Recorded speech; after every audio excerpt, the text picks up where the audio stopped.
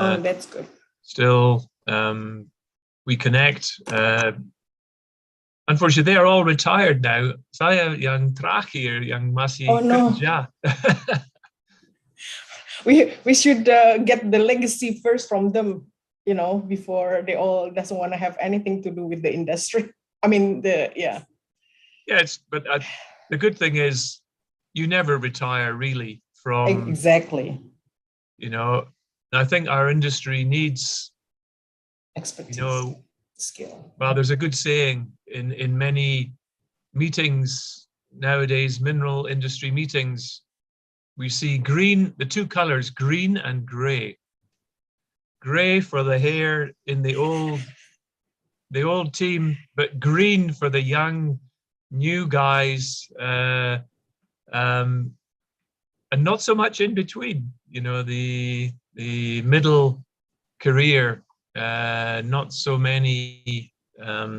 So yeah, it's our job to help develop and train and teach, you know, the young geologists, young generation. So yeah, I hope I can help with that. I will be, you know, pensiun di Bali, so I will not leave Indonesia. I'm very happy here. So yeah, maybe I will do some consulting. I don't know. We will see. But yeah, we should try to help, you know, the young generation with our experience to help them pass on our knowledge. I think it's very important, you know, and I'm sure it will happen. Okay. Rati, yes. Bisa kita mulai. Okay, we're gonna start, Pak Clyde and everyone. Yep. Okay, good afternoon, good evening, and for everyone. Selamat sore, selamat sore menjelang malam untuk Pak Clyde yang ada di Timika dan rekan-rekan yang ada di Jakarta, Bandung. Selamat sore tentunya. Saya Rati dari Bali yang akan menjadi moderator di Dermaga sesi 120 yang ke-120 hari ini yang bertepatan dengan Hari Idul Adha dan Pak Clyde yang berada di Timika supaya tidak kemalaman, jadi kita mulai lebih awal. Oke, untuk dermaga ini sebelumnya saya akan jelaskan kalau dermaga sudah dilakukan sejak Maret 2020 di awal pandemi, dan setiap Sabtu kita adakan diskusi bersama dengan topik yang berbagai macam, ada yang related dengan geologi, dengan pandemik dan semuanya. Dan kali ini tema yang akan kita angkat yaitu past, present, future, yang akan dibawakan oleh Pak Clyde Leys yang sebagai manajer geologi, service dan research di PT Eksplorasi Nusa Jaya. Sebelumnya saya juga akan memperkenalkan latar belakang Pak Clyde. Ini sudah lama di awal karirnya. Beliau dimulai dengan berkarir di Rio Tinto ya Pak ya? Dari Rio Tinto lalu zaman dulu itu perusahaan minyak British Petroleum punya divisi mineral zaman dulu. Betul. Tapi nanti di take over oleh Rio Tinto. So ya, sebelumnya saya masuk pertama di BP Minerals namanya. Setelah itu ya ada dijual oleh BP ke Rio Tinto. Ya. Oke. Itu tentang BP yang di awal, ya, company yang di awal Pak Clyde bekerja ya. Lalu jadi the role of geoscience is or geologists in the mining and industry will be mining and energy industry that we will focus on to discuss later on. And without further ado, we can just start. I guess Pak Clyde, Zoom is yours. Silahkan. Ya, sebelum saya mulai, saya mau berterima kasih untuk undangan dari Ibu Rati dan rekan-rekan dari Dermaga 90. Saya hanya ketemu Rati di sekolah anak saya di Bali beberapa minggu lalu, dan barusan saya dengar dari dia tentang meeting online Dermaga. So ya, dia bilang ya kalau saya bisa kasih presentasi ke teman-teman di sini, dan dengan senang hati ya saya siapkan presentasi tentang karir saya dan beberapa hal yang saya belajar dari dalam karir saya, kayak tips atau hal penting menurut saya untuk semua geolog dalam setiap industri apapun, energi, minyak, batu bara, mineral, enviro, apapun, kayak pembelajaran umum. Anyway, I will share my screen. So let's see. We go to here, share.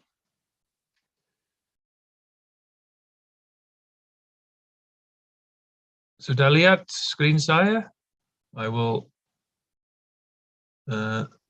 Yes, we can see clear. Ya, bisa Pak. Ya. Okay, title sedikit panjang, but anyway, my career dalam industri eksplorasi dan pertambangan mineral, what I've learned, things I've learned along the way, and then finally my thoughts, just general on current future mining industry in the world, but also in Indonesia.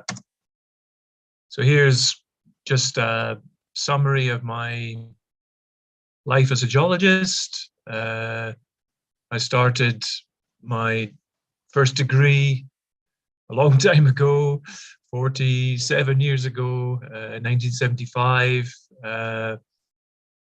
and started work after finishing PhD, started work in 1983, and worked for various companies in various countries, but mostly connected to or for Rio Tinto, the large British Australian mining exploration company, multi-commodity, very large operations, in many countries, iron ore, especially in Australia, but also, in many other countries, many other commodities, including copper, lead, and zinc, but also nickel, diamonds, industrial minerals. So a very much multinational, big company. But I have worked for a few years for a very small company, which is quite a different experience. So I will just go through in steps. So this is just a summary. I went to university in Scotland, to St Andrews University. Originally, I wanted to study chemistry because in school in Scotland, you cannot study geology. There is no, geology is just a small part of physical geography classes. So I was interested in chemistry, but I took geology as an extra subject, and after 2 years, I stopped chemistry and continued with geology because I loved being in the field. I loved interacting out in nature. I didn't like the life inside a chemistry lab, but my chemistry training gave me, was helpful later in my career. You never waste time studying. Anything you learn will become one day maybe become useful. As usual, I had a scriptsy, I had a thesis. I did my thesis on metamorphic rocks in Scotland, but my favorite parts of the geology course was volcanic and economic geology. And the lessons from that, even early on, I realized change your career, change your subject at university. If you find something that you enjoy more, don't be afraid to change. It's never too late to change if you really feel you would enjoy a different subject better. If you have a long career, you don't want to be doing a job that you don't enjoy for 30, 40 years. That's the key to success, I think, is doing something that you enjoy. There's a saying in English, if you do something you love, then you never really work at all in your life. You just keep doing something that makes you happy. So always try to do something. Luckily, geology makes me happy. I really enjoy it. It's my hobby as well as my career. So I'm very, very lucky. When I'm on holiday, I still look at rocks. I'm still interested, in the geology because it's my passion. And the other aspect, the other lesson is to know not just the subject. Geology is a very wide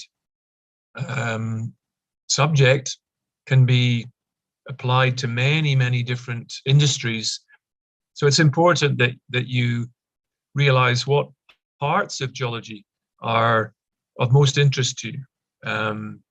And that will help to guide your decision, on your career. I chose, because of volcanic and economic geology, I chose to do a PhD at Leeds University. It's a long title there, Volcanic and Sedimentary Processes in Phreatomagmatic Volcanoes. That's just volcanism that's caused by magma water interaction. So submarine volcanism, or especially shallow submarine, Anak Krakatau, and some other volcanoes in Indonesia, have magma water interaction, very explosive. So they don't produce lavas, they produce ash. I was able to travel a lot during that research to Iceland, Spain, Italy, as well as looking at more ancient examples, volcanic rocks of Carboniferous age in Scotland. And these volcanoes are called tuff rings and maar volcanoes. And they're quite small, but they're very explosive, and they have quite unique processes of deposition, very high velocity ash flows, and that water interaction causes rapid alteration of the tuffs, which is a process called palagonitization. And you know, as part of my research, I published a paper on a particular volcano in Iceland just after I graduated. And yeah, the lessons, you know, take advice, always take advice from people that you respect. You know, my docent gave me a lot of advice during my research. And even as I was about to graduate, they gave me advice on my career. My professor told me, do not continue in academic, with an academic career. It will be very difficult. There's not many positions available. You know, he said, if you want a successful career, he recommended the mineral industry. So I contacted some people in the mineral industry to find out more about it. And I had a very fortunate encounter. Actually, when I was doing mapping in Scotland on a beach, I met a man there who was there with his family, and he told me, he said, I'm a geologist with BP. So I thought, oh, he must be an oil geologist. Anyway, he was interested in what I was doing, and I showed him. We spent a couple of hours together looking at some rocks, and then he took my name and he took my details of where I was studying, and after that I forgot all about him. But 2 years later, almost 2 years later, when I was just about to finish my PhD, he called me at Leeds University and said, oh, I would like to invite you for an interview. And then he told me he was with BP Minerals, the minerals division of BP. So that was very fortunate, very lucky. I went for an interview and he offered me a job immediately to work in mineral exploration in BP's European exploration division. And he assigned me, my first job was going to be in Portugal. So immediately after graduating, 1 week later, I got a job and I was sent to Portugal. And this is the summary of that first job. It was copper and gold exploration, initially in Portugal, after that in Spain. And my first job... Pak Clyde, boleh nanya? Bu Ratih, boleh nanya nggak ini atau harus selesai dulu? No, silakan. Okay, thank you, Pak Clyde. Silakan. I just want to clarify that at that time, when you was a geology student at Scotland, is it common that students switch between the discipline if they want to, or is it not common?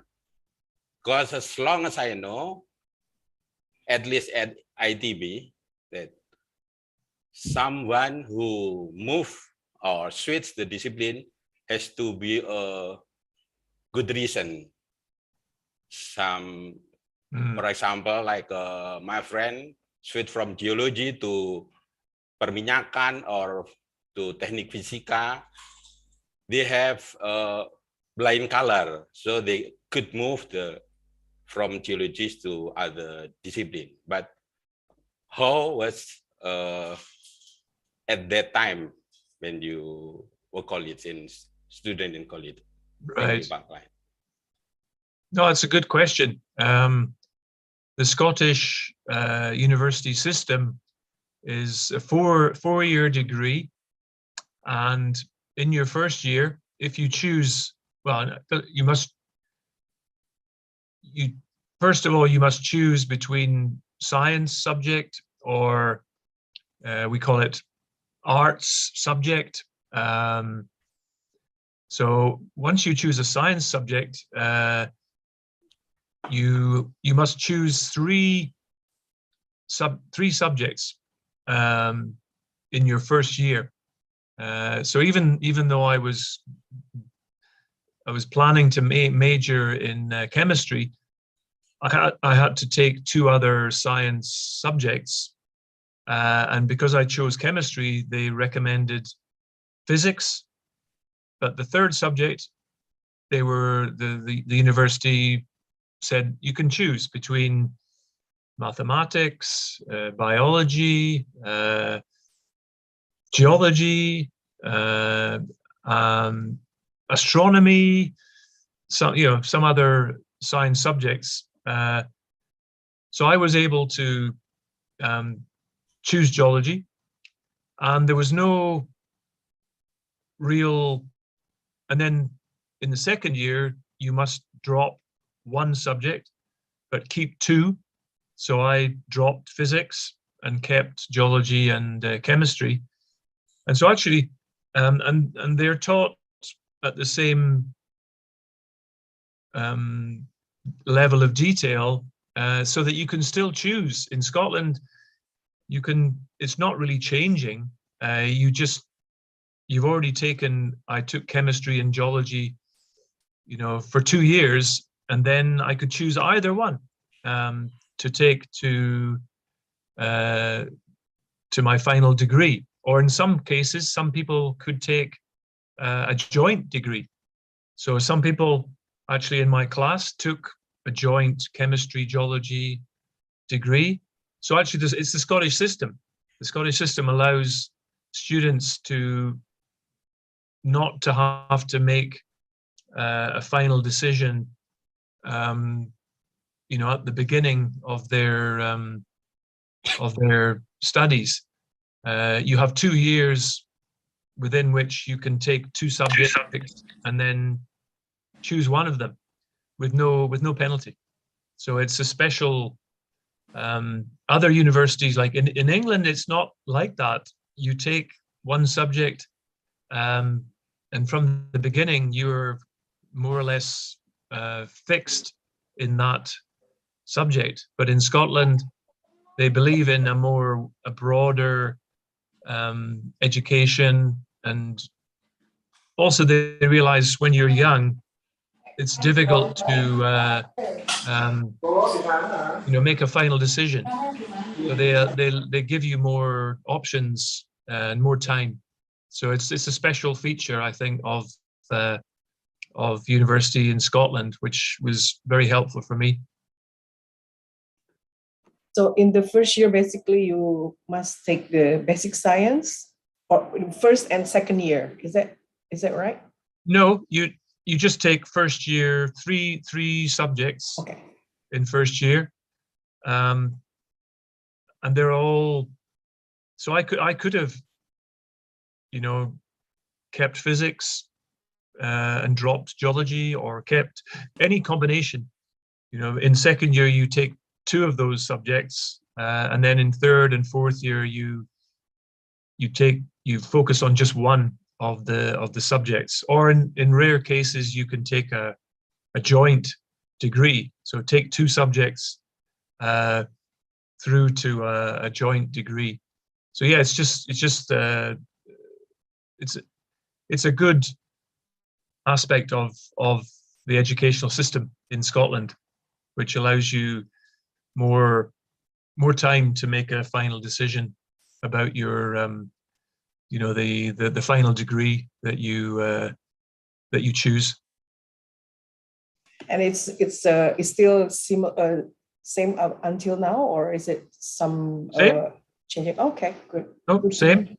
4-year degree. Actually, I think some countries, in the past had 3-year degree. in England, for example, they used to have 3-year degrees. Now they're starting to change to have 4-year degrees. They realize that 3 years is not enough time, to really study a subject in enough detail, but also to do some independent project where you really learn to apply, your knowledge to, a particular project. So yeah, I think the 4-year degree is becoming more common in the UK and in the US, for example. Yeah, I think it's a, but in contrast, in some European countries, they have 5-year degrees, 6-year degrees, really long. That's I'm not sure that's if you're going to continue to do research, I think that's fine. But if you want to have a career and join an industry, 6-year, 7-year degree is too long. So yeah, a balance is the key. But certainly, I found 4 years. But of course, I went on to do a PhD, so I kept studying because I enjoyed studying. I enjoyed research, and I knew, I was told, it will help you get a job. You will come out to be more qualified, you will be more mature, you will be much more independent. Of course, you will be older, and so companies, will give you, will find that positive, for many jobs. So, I already knew that when I went to do my PhD, that it would hopefully help me to get a job, and it's true, it did. Many companies now, they prefer to hire either with a master's or with PhD, because they know that geologist is more competent, more better trained, more independent, able to make decisions, etc. Compared, some people, they can even just straight out of first degree can be very effective, but I think with a postgraduate degree, it's more attractive to, especially big companies. Big companies, they like to have specialists. They can afford to have more people, doing more specialist work. A smaller company, you have to do much more varied work. You cannot get into too much detail. So yeah, for big companies, I think postgraduate degree is almost a requirement now.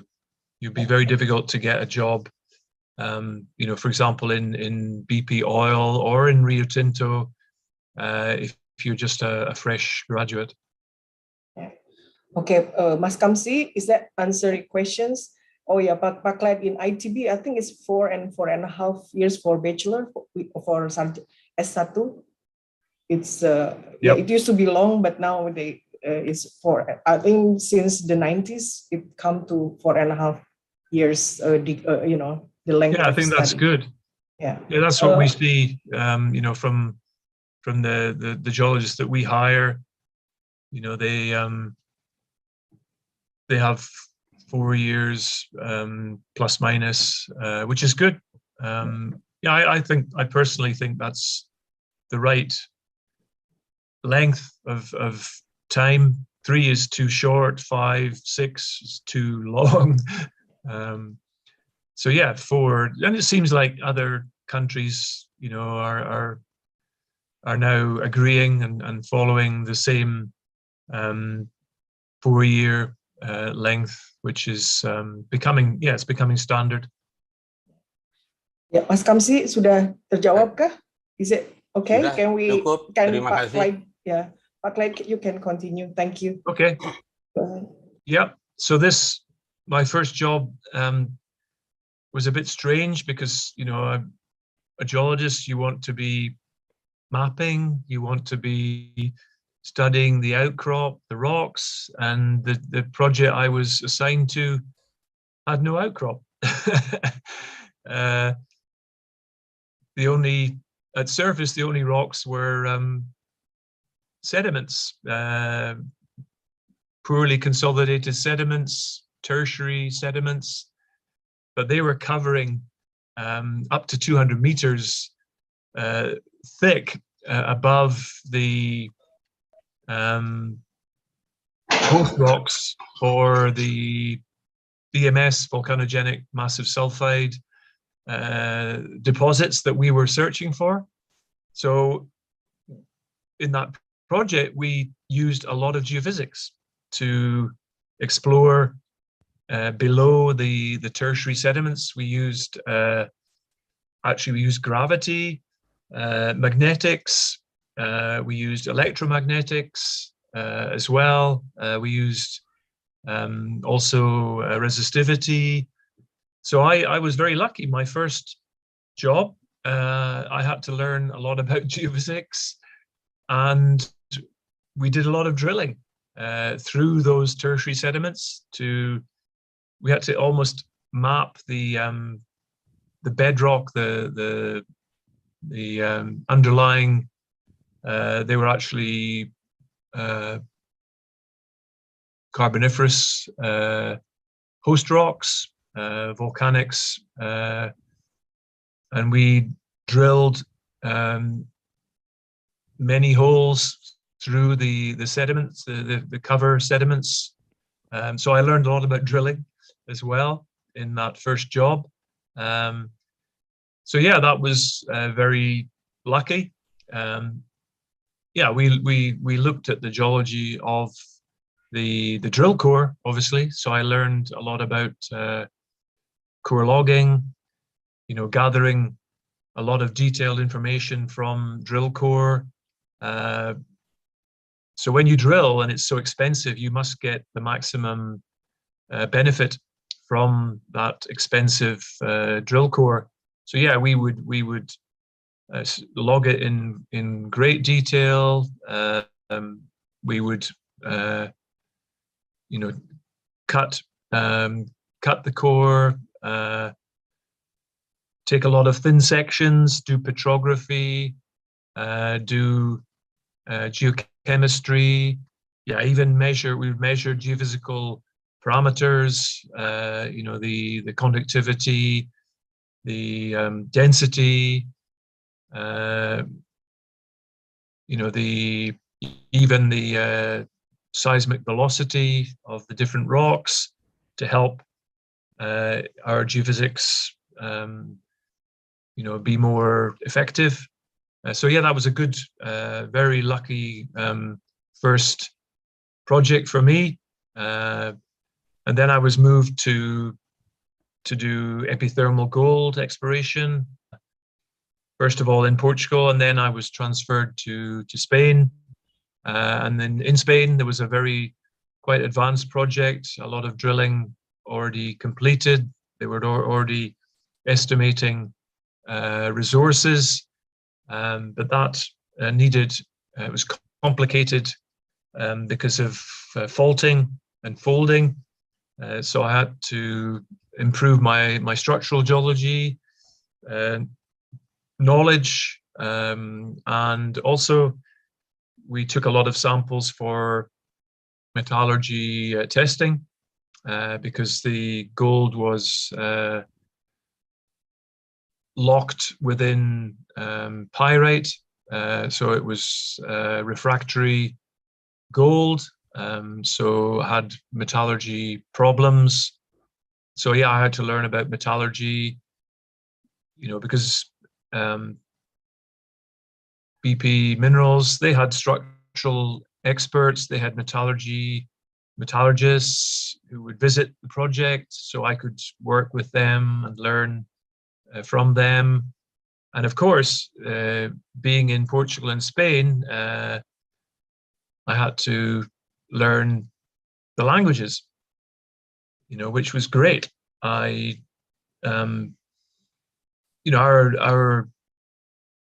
national geologists, Portuguese, Spanish geologists, they could speak good English, but often the field crews could not speak English. So I learned Portuguese and Spanish, which really helped me to supervise the field crews, to communicate with landowners, with the drill crews, and just generally to become effective, in those countries. So the lessons are obvious. You have to keep learning. You never stop learning.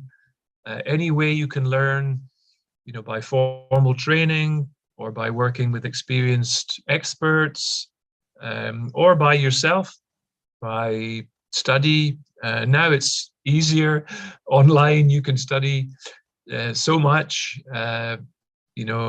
but at that time there was no internet.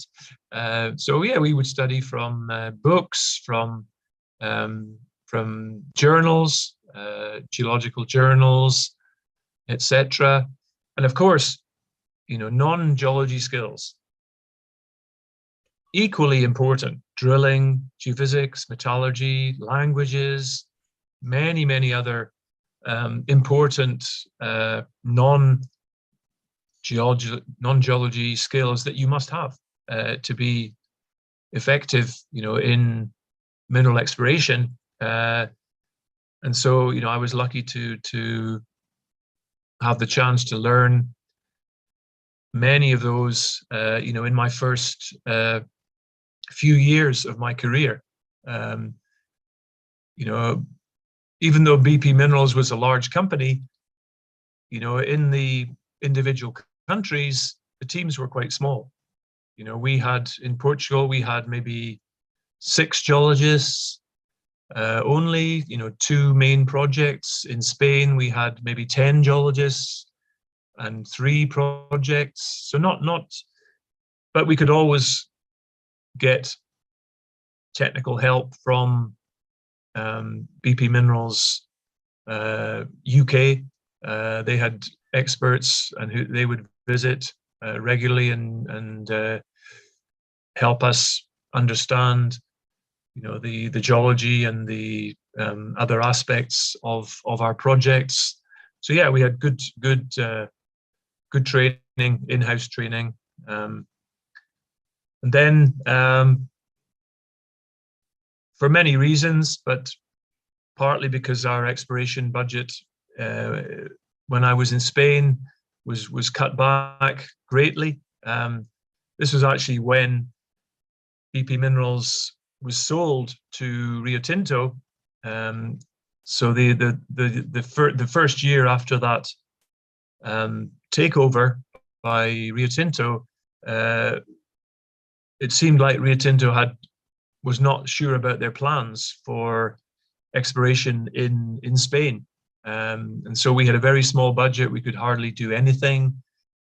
And so I saw an opportunity to come back to the UK and work on an advanced BMS, volcanogenic massive sulfide project. And so I resigned from BP Minerals and moved to Wales, to the north of Wales, in the UK, which is very rare to have an actual mineral project, a metallic mineral project in the UK. There are very, very few, but this one was luckily looking for an experienced exploration geologist. So I got the job, and I was helping to do round deposit. It was not a mine yet. It was just an advanced project in the feasibility stage, but I ran the program to help expand the reserves, and also looked at many other projects, prospects, gold and base metals in the UK. And I was actually seconded to Alaska, the parent company that owned the project in the UK. It was a Canadian project, Canadian company, and they had an exploration project in Alaska, and they needed help. So I joined 5 other geologists, Canadian geologists, and we worked in Alaska for 3 months in exploration. That was fantastic. Spent 3 months in a remote camp in Alaska, in the southwestern part of Alaska. I learned a lot, working there. And then I was sent back to Wales. We were very busy on completing the feasibility study. So as the team of mining geologists, geotech engineers, mining engineers, metallurgists, economists, all working very closely together to complete that feasibility study. And then we submitted it to various banks to try to get funding to open the mine, to put the mine into operation. And for that, we had many visits from technical experts from different banks. And so, yeah, I had to present the geology and the assay results, the reserve calculations to those representatives, which was really good experience. Unfortunately, we did not get funding. The metal price at that time for copper, lead, and zinc, which were our main metals in our deposit, the metal prices went down a lot, and so the project was not economic, and so the project was closed. But I got good experience, and like I say below, if you're in a job just like before, if your job's not working out as you would hope, if you don't feel you're learning and developing in the way that you would like, then you should change your job. Sounds easy. It's not easy, I know. In a big company, sometimes you can move around, but this was a small company, and there was no real opportunity within the company to move. So in the end, I left that company and joined Rio Tinto, who had already taken over all the BP Minerals projects that I used to work on, and that helped me get a job, with Rio Tinto. And the other lesson is teamwork. Teamwork. You have to work in a team. Geologists, we're used to working together. You have to work with people from different disciplines. But during that time, you can learn. I learned a lot about feasibility studies, about geotechnical aspects of mining, mining geology aspects from that feasibility study, and working with experts. So, I took, you must always take your opportunities to learn and develop. So I did, and that experience always helps you, at some time in your career, and that that's step by step. That's how you build up your your experience, your skills, and you can apply them for sure sometime in future. Pak Clyde, boleh nanya lagi Pak Clyde? Ya. Ya, silakan Mas. Terima kasih Pak. Jadi saya tadi baca statement change your job. Menurut saya itu agak-agak berbahaya gitu Pak Clyde. Jadi menurut Pak Clyde ya, kesempatan untuk bisa berpindah kerja itu sebetulnya menurut saya adalah kemewahan tersendiri Pak Clyde. Tidak semua orang mempunyai atau bisa mendapatkan kemewahan itu Pak. Betul. Satu itu. Kedua, kalaupun kita mempunyai kesempatan gitu ya, bagaimana advice dari Pak Clyde, terutama nih untuk yang masih muda-muda ya, jadi masih punya potensi pindah ke sini, pindah ke sana gitu. Kalau saya lihat dari yang diceritakan Pak Clyde tadi, itu pindahnya masih di sini-sini juga gitu, masih di sekitar geologi lah gitu. Jadi boleh dibilang pindahnya itu hanya goyang kanan, goyang kiri sedikit. Gitu. Bagaimana kalau agak ekstrim dari geologis misalnya pindah ke yang bersifat administratif gitu. Karena ada kemungkinan nanti kalau kelamaan di situ kita bisa lupa geologis kita, skill kita bisa agak-agak kehapus gitu. Betul. Nanti mau balik lagi agak susah gitu. Jadi advice-nya Pak Clyde gimana ini untuk hal seperti itu Pak? Terima kasih Pak. Ya. Pertanyaan bagus lagi Pak. Ya memang saya sangat beruntung untuk bisa keluar dari BP Minerals dan dapat posisi menarik di perusahaan kecil aktif di UK dengan proyek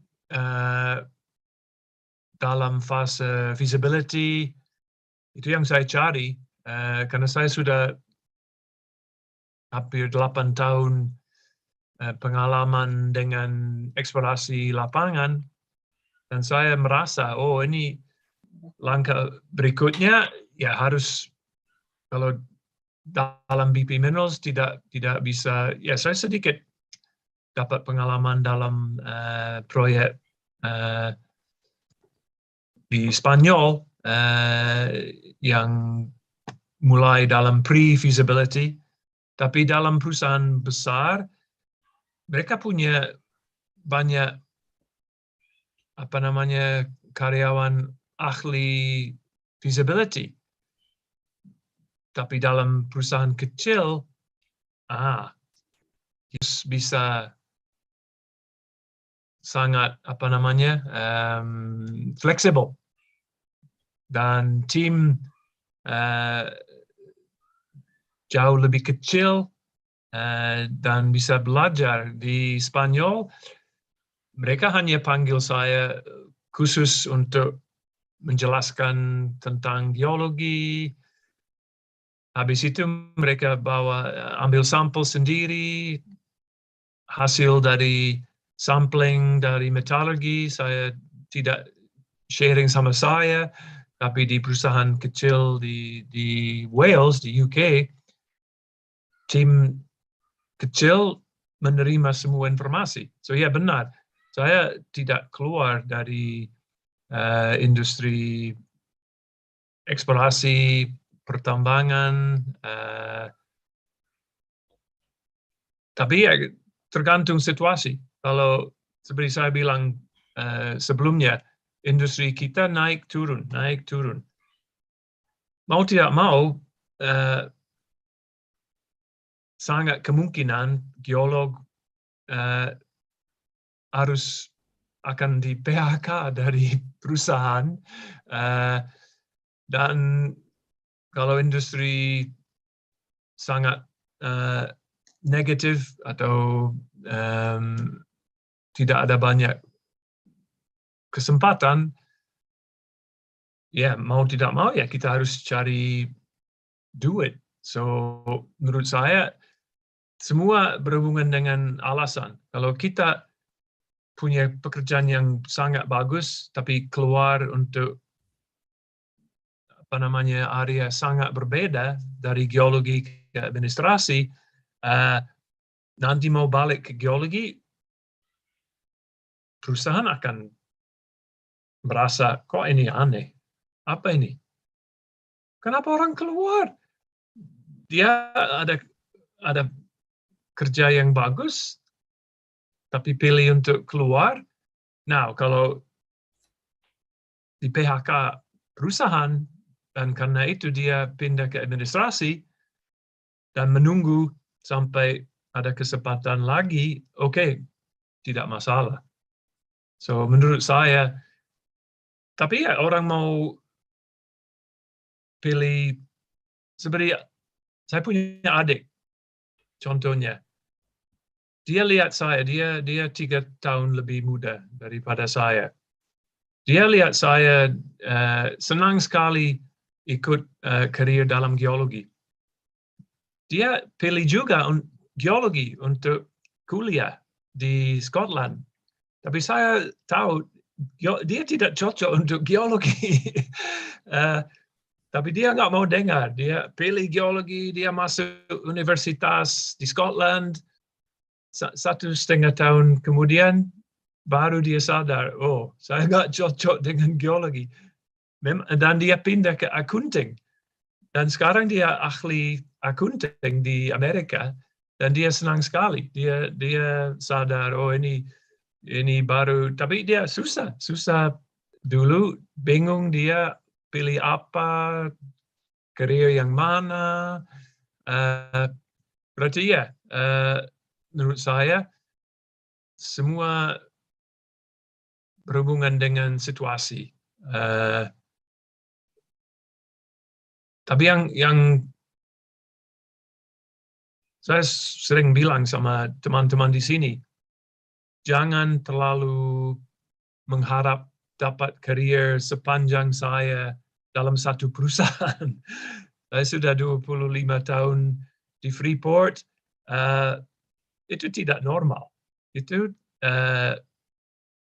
masa depan semua karir yang kita dengar akan selalu beberapa tahun sini, beberapa tahun sana. Tidak ada karir seperti lurus. Kita harus kiri kanan, ke sini, ke sana, hanya karena kurang posisi atau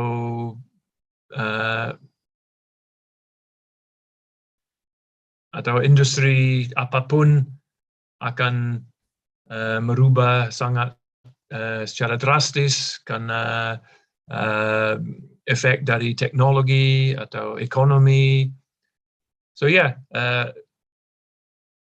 menurut saya ya semua orang pilih jalan sendiri.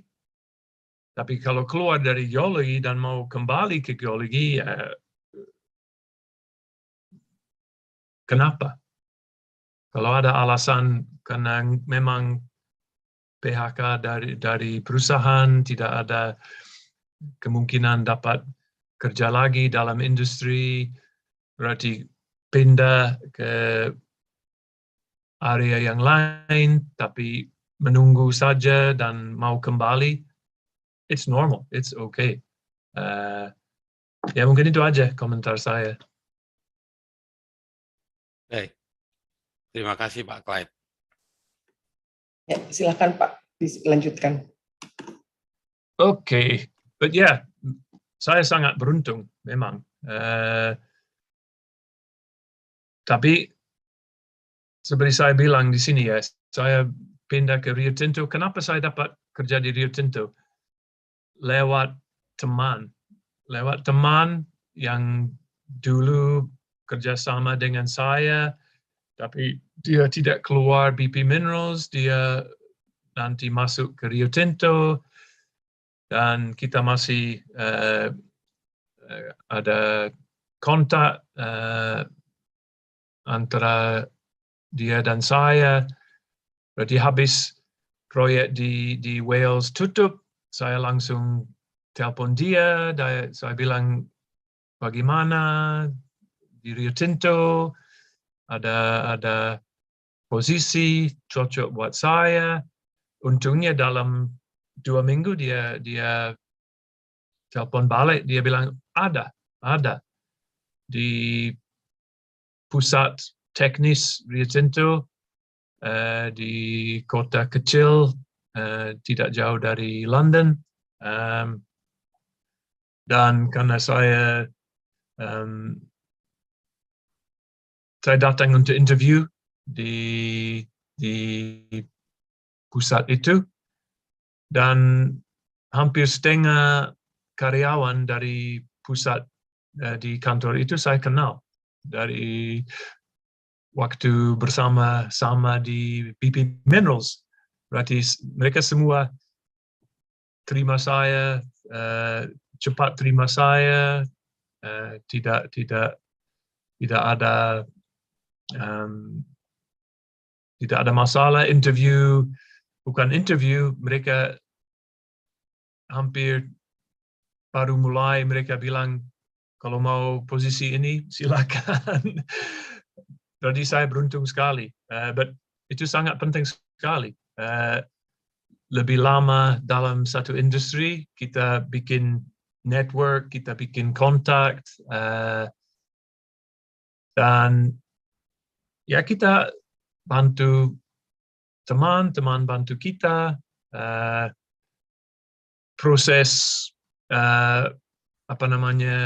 pencarian karyawan dalam industri kita jauh lebih ada ke kontak personal daripada kita lihat iklan dalam majalah atau online.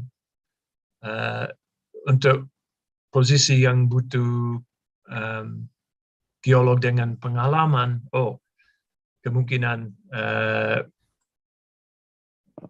word of mouth, personal contact is much more important. For new hire, new position, sure, no problem. Normal hiring procedure, interview, maybe technical test, etc. But after you have a few years of experience, it's more through your network. Anyway, this job, my job again, lucky because the job needed somebody with database, GIS, geochemical experience, which I had a little bit of, but on the job I could learn, quickly to become, effective. And this technical center, they developed in-house software, customized software for Rio Tinto for exploration, with input from specialists, geochemists, geophysicists, database, GIS. It was like a GIS system, but a custom GIS system with a lot of data and features, and my part of my job was to go to many different Rio Tinto exploration offices across the world and show them this software and train them how to use it, but also at the same time get their data from their exploration and add it to the global company database. And then with that data, we would do technical studies and processing and give technical assistance to the different exploration groups worldwide from that technical center. In that technical center, you know, there were many experts in many different aspects of exploration. So we had geophysicists and remote sensing, satellite imagery experts, database experts, GIS experts, geochemistry experts, structural geology experts, many, many different experts. And we had different teams depending on the needs of the different Rio Tinto exploration groups. And so, like I say, you know, again, to be effective, an exploration geologist, yes, you must have good field skills, but you must be good with data. You know, more and more data is being collected. You must be able to process it, to interpret it, you know, to use it effectively to support exploration, to identify targets, to rank the importance or the potential.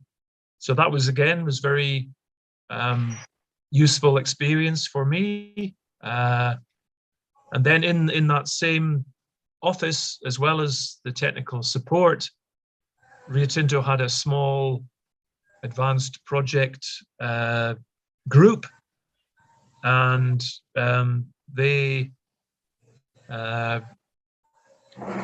asked me to join them, to bring my experience to help that team, which was focused on looking at advanced projects or even early stage mining projects in the former USSR.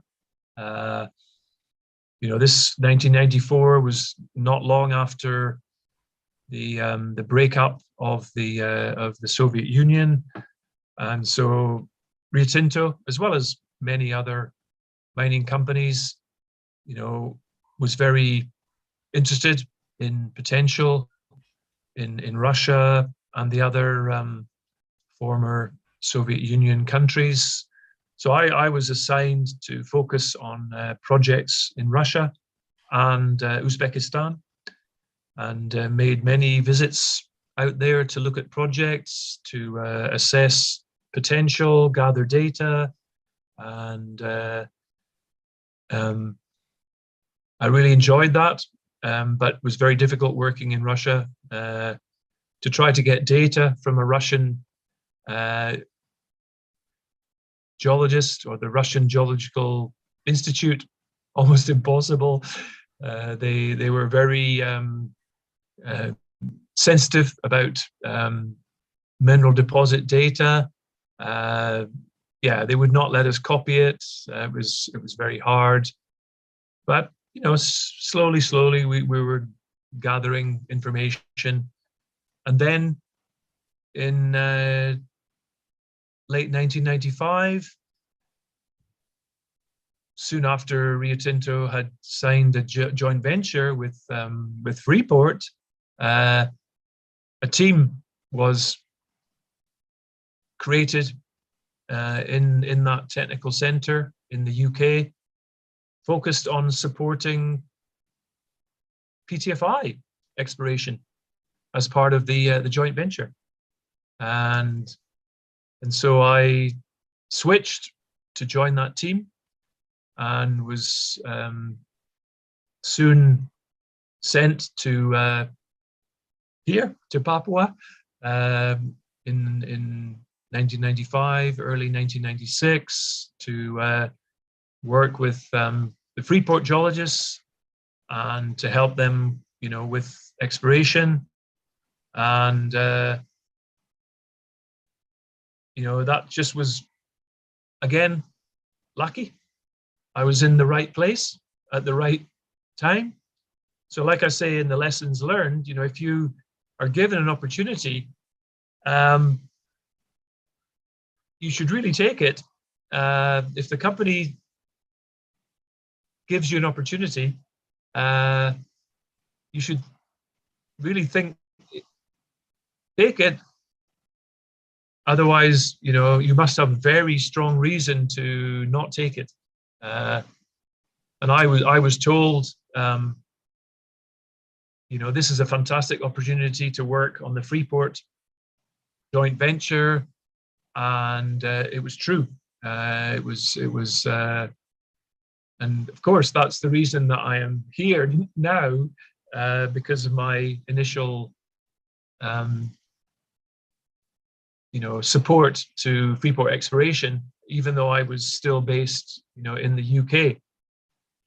And the other thing I learned, you know, from visiting Russia and Uzbekistan, but also coming to Indonesia for the first time, language is important, but you must also understand the other aspects, or, you know, cultural aspects, educational, social. If you really want to work effectively with somebody from another country, communicating, yeah, language is good, but it's not everything. The way that you communicate, the way that you share information, the way that you present information, you know, you must understand more, you know, about the culture to help you become more effective. So, you know, I really think that's something I have learned, but I'm still learning. You never stop. We're almost finished, because I came to Indonesia full time in 1996.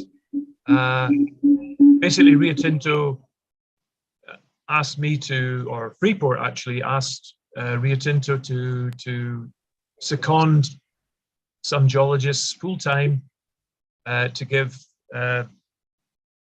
on-site support to their exploration here in Papua, and so I volunteered. It was a great opportunity. You know, to be honest, I liked working in the UK, but I liked working overseas even more. You know, I enjoyed the challenge of working in a foreign country. You know, I like learning new languages and cultures. So, hello, Pak Clyde. Yeah. Yeah, Pak Clyde, it's me, Yandri. I'm the classmate of Rati, as part of this team. We have now around 10 geologists here in Central Kalimantan watching your presentation. Just good. Make it, yeah, it's very interesting. I'd like to make it short that I've seen that you've been on to Uzbekistan right after the breakdown of the Soviet Union. And Uzbekistan right now has the world's largest single gold mine operation, that is Muruntau. Yes. Yeah, I think you know it. They have. I visited. Yes, yeah. I visited Muruntau in 1994. That's right. Yeah, and then the question is that you've been in the Freeport as well. As those are two giant deposits in the world. And then I would like to ask you, could you just give a brief about this Muruntau thing? Because people say there is a totally different geological and tectonic setting compared to, say, what we have seen in Indonesia and the Pacific Rim. Just a brief. Sure. So what makes it a giant? Is that the geology, or maybe the Soviet and previous Soviet geologists have some very unique talent that we from the other part of the world doesn't have it? Is it the man or is it the geology? Okay, thank you, sir. Yeah, good question. Yeah, we had the same question when we visited Uzbekistan. Actually, initially we asked to visit Muruntau, and the government geologists in Uzbekistan said, no, it's not possible. You cannot visit, it's secret. But we kept asking and kept kept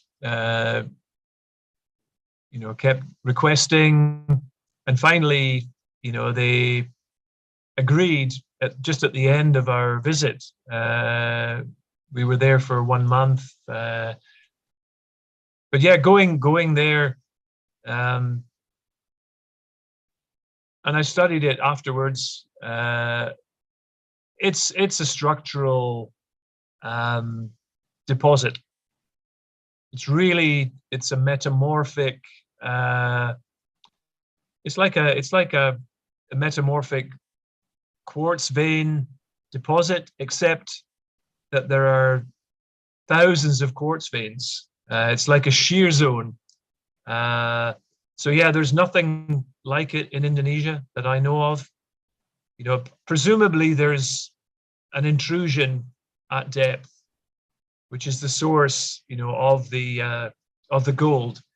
But the mine itself, if you look at samples, you see sheared metamorphics, sheared sediments, small quartz veins, and it's a wide shear zone. It's maybe 300, 400, 500 meters wide shear zone, maybe an intersection with another fundamental fault system. So for me, it's really a tectonic structural, like the much smaller quartz vein gold deposits that you see, in Canada, or in Australia, in the greenstone belts or the Archean. The only issue is it's the scale at Murantau.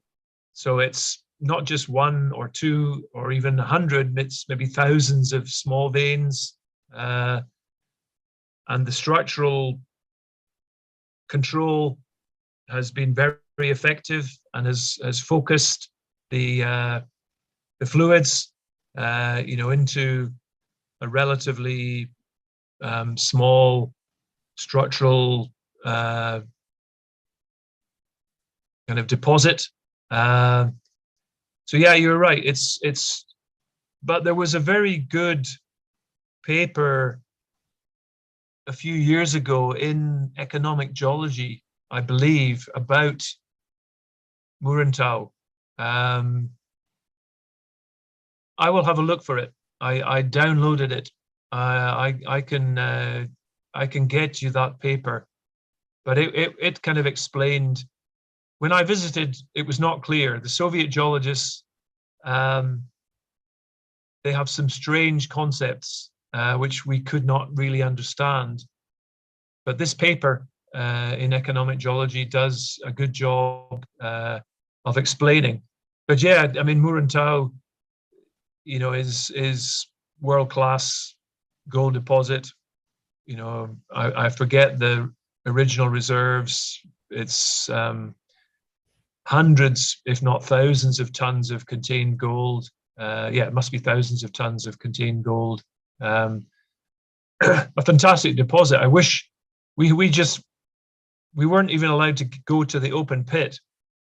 They took us to like an overlook, and we could see the trucks and the blast rigs and everything, but we could not we could not go into the pit. They said no, it was not allowed. So we didn't learn very much, during our visit, but I learned later about the structural, very strong structural control. It's like a shear zone hosted gold deposit, I think, is the best description. Okay. Okay. Thank you, sir. Look Yep. forward for any paper if you would like to share it to Rati, and Rati could share Sure. to me, sir. Would be Yeah, I very will. appreciated. Okay, we'll do it and forward it. Thanks, Yandri. Yeah, no And problem. It's yeah,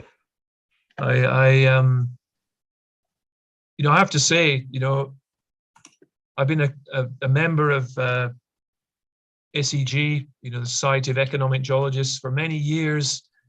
They're very good value, you know, for $100 a year, you get access to the economic geology. Now it's online, of course, everything is online, but you also get access to all the previous economic geology issues. They have digitized everything. And so for $100, you have the access to thousands of published papers on economic geology. You know, I strongly recommend, you know, that, you know, any geologist in the mineral industry join economic geology, you know, because the cost is, you know, you get fantastic value. There's also a quarterly more exploration newsletter as well that is very interesting. They often focus on industry contributions, you know, the process of exploration, the thinking of different exploration teams. So yeah, economic geology, I strongly recommend. You know, it's very good value for you know, for the amount of information that because almost any deposit, you know, descriptions of it, research into it, you know, will be published in economic geology. So you know, in one journal, you will get information about every and up-to-date information about every deposit, especially the large ones. You know, me and I and some colleagues, you know, published a couple of papers on Grasberg and the deposits, Freeport deposits, in actually not in economic geology, in a special publication. So that's a bit more difficult. You know, it costs more to get one of their special publications, but yeah. Anyway, I will find that paper. I will get it to Rati, and she can circulate it to anybody who is interested. No problem. Okay, so we'll just Thanks. the final step of my career is the most recent. Oh yeah, sorry, the previous one. You know, there was a big change in Freeport in 2000. They reduced activity in Papua. The regional activity was greatly reduced, and they started to focus almost completely on around mine exploration in what was Contract Karya A at that time. But they also, FCX, Freeport McMoran, formed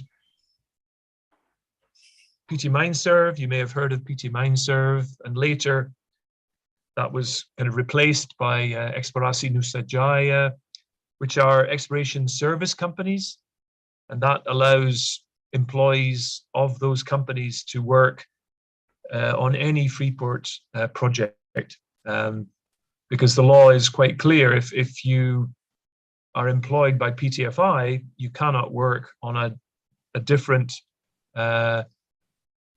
contract of work, you know, which has a different parent company. You know, Freeport had 3 separate contracts of work active in Papua at one time. You know, there was PTFI, but there was also well, they bought into and took over Naburi Bhakti Mining, and they also had Eastern Minerals, but because we were transferred to MineServe, we could work on any of those contracts of work, and it was legal for us to do that. It was much more efficient rather than having separate teams for this contract of work and a separate team for that contract of work, which is very inefficient. The service company allows you to, the same team can work on any, they just have to have a contract with that, with the owner of the contract of work. And now the same thing, you know, we, Eksplorasi Nusa Jaya, we're a mineral exploration and mining services company. And so we can, although we right now work exclusively to support PTFI, we could sign a contract with Anakatambang, or with Mind ID, or with PT Tima, and we could do exploration for them in theory. Obviously, in reality, Freeport will not allow that, but legally we could do that, and we use that because Freeport, in the 2005, 2006 through till 2014, that Freeport had projects in Aceh and in Kalimantan. Obviously, I'm sure you know, we were in joint venture with actually with Surya Paloh and his company Media Group in Aceh after the tsunami, to be part of the rebuilding and but also, yeah, to look at the mineral potential in northern Aceh, and we were quite active, with Kalimantan, Surya Kencana, in Kalimantan, exploration, drilling, and I made quite a few visits to Aceh and Kalimantan to give technical help to those projects. And so, yeah, the lessons, I think I've said already, the more flexible you are, the more varied work that you can do, you're multitasking, the more likely it is that you will be kept if there are cuts in the exploration budget, because you're not a specialist. You can do almost anything if you have to, and that flexibility is very helpful when the number of employees is small. You have to do things yourself. There are no other people to do it for you, and so that I was kept on by Freeport after their cutback in 2000, and there was another cutback in 2014 when they shut down the Kalimantan project. But I was again lucky to be kept by Freeport. So they must like me. I don't know. Another lesson, good team and project planning and leadership skills. These are again non-technical skills, but I'm sure very important. You have to be able to lead a team. You have to be able to prepare good plans and lead the teams effectively. That's the more senior you get, the more you focus on non-technical. In fact, you can still do technical, but most of the time you're supervising other geologists and trying to help them to be more effective and to develop their technical skills, be a mentor. So yeah, leadership and planning, very important. And then the most recent part of my career, back again to all of the outside exploration activities. Freeport stopped those in 2014. we have to be honest and say largely because of Minerva. As we know, Freeport had long disagreements with the government, fought against the export ban of concentrate, and fought again about the extension of the contract of work, and during that negotiations, they stopped all outside exploration, focused only on actually just on the existing deposits, bringing them into production. The Grasberg block cave, below the open pit, the deep MLZ, which is just the extension below the DOZ skarn deposit, the Big Gossan high-grade skarn deposit, and then the most recent is the Kuching Liar, which is still in final feasibility. We've been doing a lot of drilling at Kuching Liar not for reserve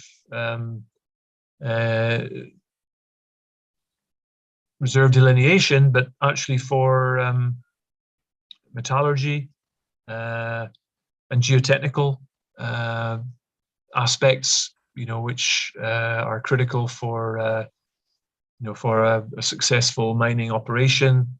So that deposit, Kuching Liar, should start production in 2 years from now, which right now it's the last deposit in the plan, in the district plan. Obviously, the current permit, EUPK, is due to finish in 2041, but Freeport is, and I think with support from Mind ID, is discussing, if that could be changed, the EUPK can be changed to a life of mine permit. I'm optimistic that will happen, because there's as well as reserves until 2041, PTFI has resources of almost 2 billion tons of resources around existing mines, which have potential to be mined. So this potential is for many years of more production, from that amazing district, the Erzberg district, in Papua. And then me personally, I became manager of ENJ here in 2018, 4 years ago. So then I had to focus on management, different skills again. You really, it's not just geologists. We have a lot of logistics and construction, and we actually have slope stability, mitigation team. We do many different things. We kind of fill in gaps in the PTFI, to assist or support PTFI in various areas. We have geophysicists also that help at different times, with issues, hydrology issues, geotech issues, environmental issues. So we're kind of a multidisciplinary team in ENJ, which I enjoy. It's it's not boring. It's always interesting. There's technical and non-technical. But obviously, yeah, we're giving more and more support to mine geology and geotech. Geotech in a block cave mining operation, geotechnical aspects are critical.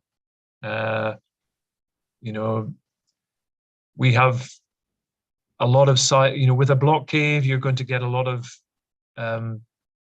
induced seismic activity. Basically, when you start to make tunnels, drifts, and openings into a rock mass at depth, the rock will try to return to a state of balance, and doing that causes earthquakes, causes seismicity. And that's, the ability to predict and to reduce the seismic activity, because it causes, well, it can be dangerous to mining crews, but also it creates a lot of damage to underground facilities. So yeah, block cave mining is highly dependent on good geotechnical design and planning, and so we support the drilling that's done. Quite a lot of drilling is done just for geotech. Geotech support.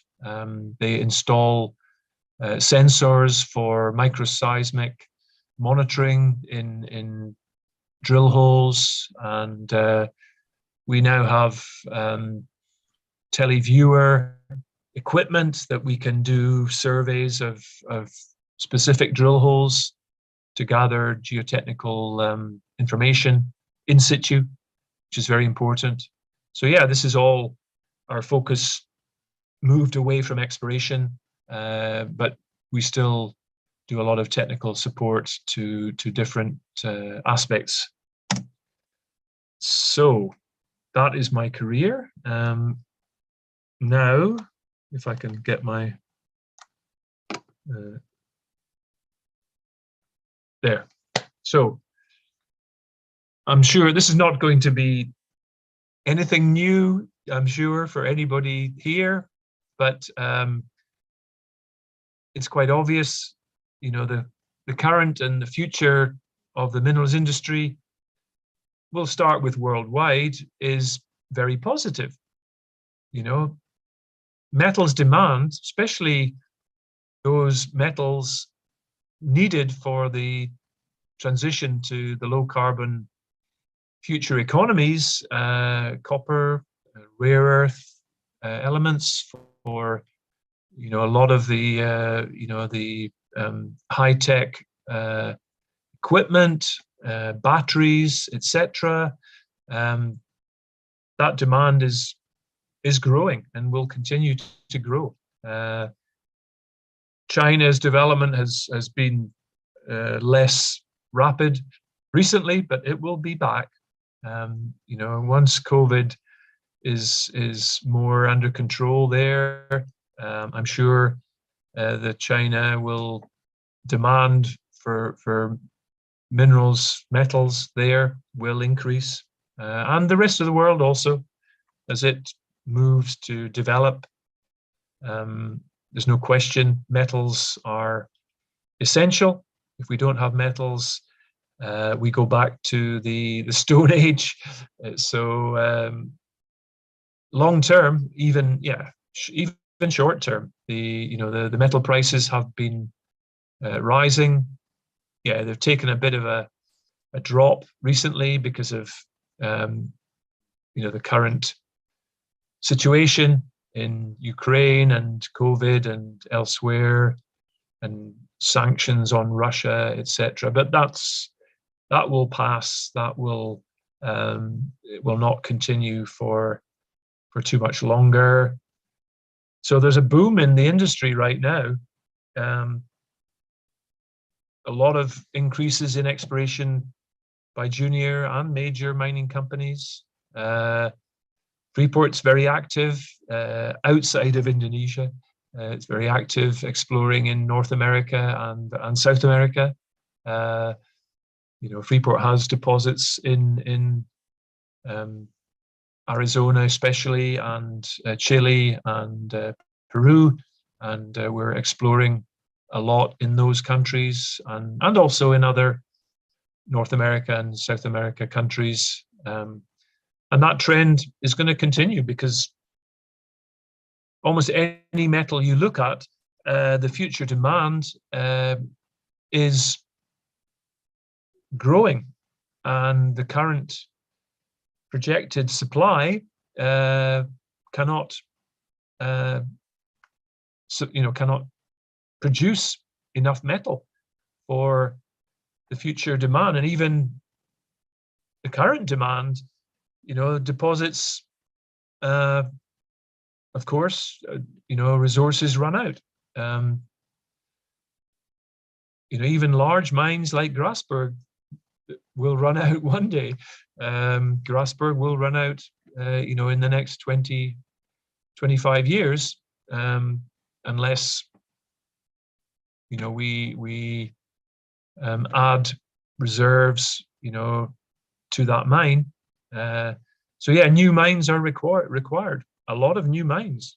An issue that I've been hearing about for the last 10 years is the lack of geologists in the mineral industry. Maybe not in Indonesia, but worldwide, there's a major shortage because fewer and fewer students are choosing to study geology. I think Indonesia is very lucky that still there's a lot of geologists, a lot of students choose geology. But elsewhere in Western countries, fewer and fewer geologists. Geology departments are closing or have closed in many Western universities. And even if students choose geology, it's often they don't choose to come to the mineral exploration industry. Either they think it's they don't like the industry, they're anti-mining, or they think it's too hard, having to go into remote locations, do field work. Many different reasons. They prefer to have jobs in environmental or geotechnical or hydrological or other areas. Oil is similarly, has problems. Oil industry has problems to find geologists also. The resource industries, seems like a lot of geologists these days don't want to go to the field, and they just want to sit at a computer and play with data. That's part of the job, but it's not the whole job. You have to go to the field and see it for yourself. So that's a challenge for us. Also, gets harder and harder to find new deposits. Not surprisingly, the ones that are easier to find have already been found. And, it's almost certain that, it is certain that the future deposits will be deeper, will not be near surface. They will probably be lower grade, more expensive to exploit. Therefore, geophysics is becoming already very important in exploration, to search deeper and deeper, and to guide exploration. And drilling will be having to drill deeper and deeper. I'm sure in the future, 1,000-meter drill holes in our industry will become normal. For oil industry, that's nothing. they drill 5-kilometer holes, but our industry, 1,000 meters, 1 kilometer drill hole is a very deep hole, but that will become normal. So, of course, we know around the world community resistance to mining. Recently there's been a lot of disruption in South America, in Peru especially, Argentina also. The local communities, they feel they're not getting the benefits of the mining, or enough of the benefits, so they're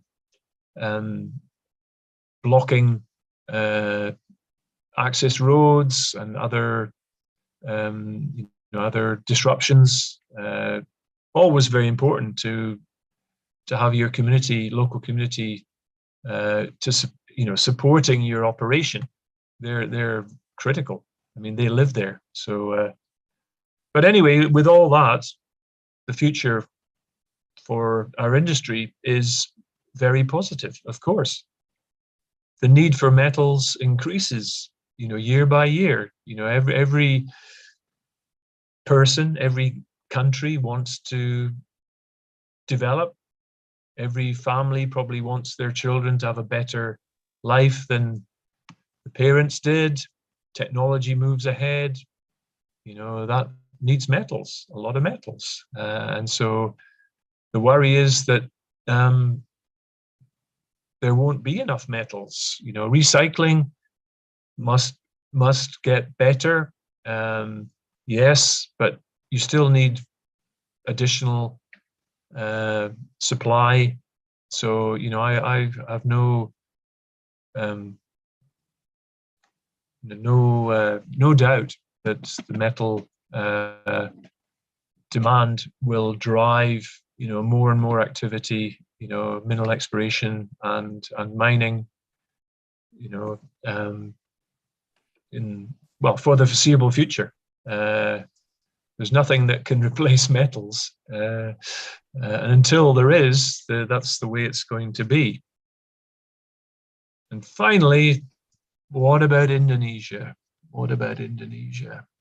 Well, just by good luck, I just received a couple of days ago the latest, maybe you've heard of it, the Fraser Institute survey of our industry, in which the Fraser Group contact hundreds of mining companies, exploration companies, and ask them to fill in a questionnaire about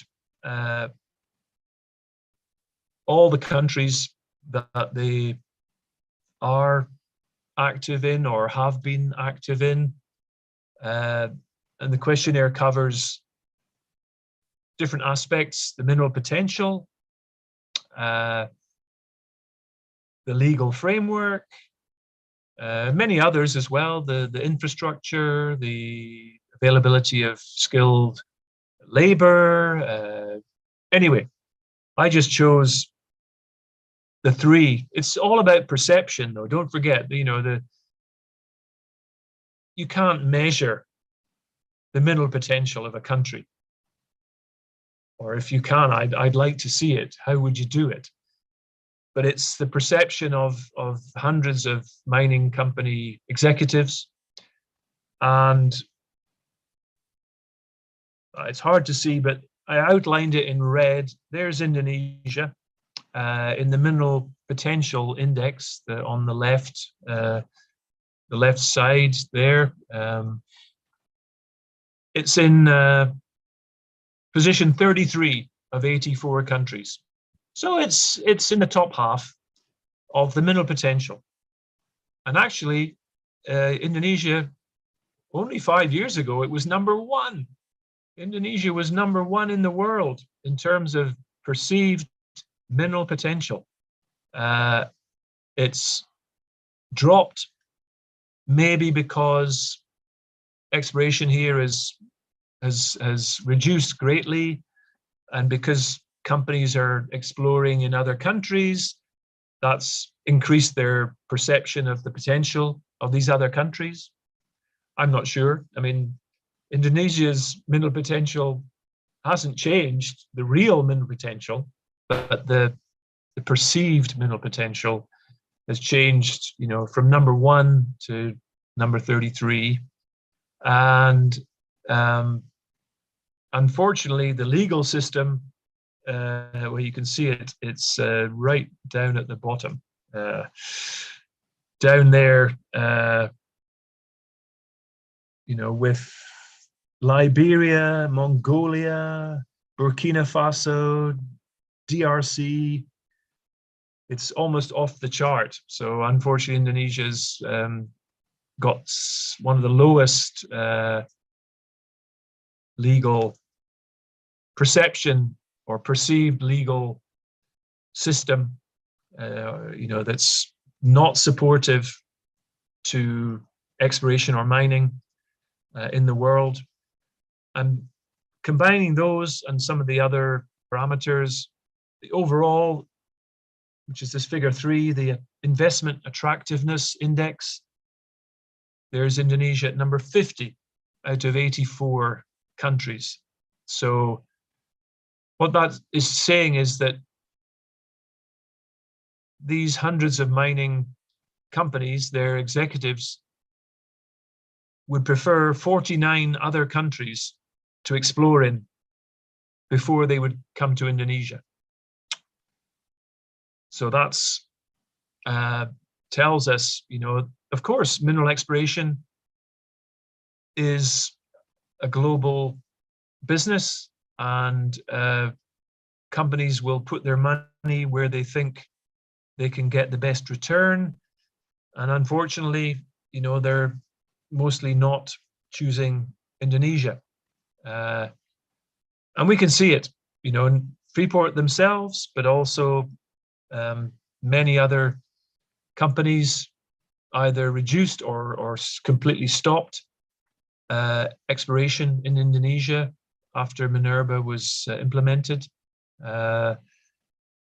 So there's been very little, certainly foreign company exploration, you know, foreign investment in exploration, very little.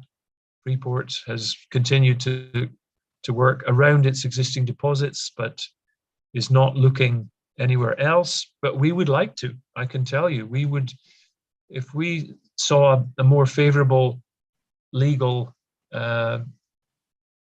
regulations, Freeport would be much more active in exploration throughout Indonesia. You know, we believe in that Indonesia's potential is very high. It's only the legal aspects, of course, the mineral export ban, the smelter requirement, you know, the majority share divestment rules and others, you know, are major negative factors for, you know, for foreign mining companies. So, like I say, the future. Excuse me, Pak Laid. Quick I question. think there is Darius would like he raised a hand. Sorry, is Sure. that okay? Yeah. So Yes, excuse me. it's Yeah, you go ahead, Darius. Yeah, thank you, Rati. I'm Rati's junior when I attended geological course in ITB. Basically, I don't know nothing about mining. I come from petroleum background.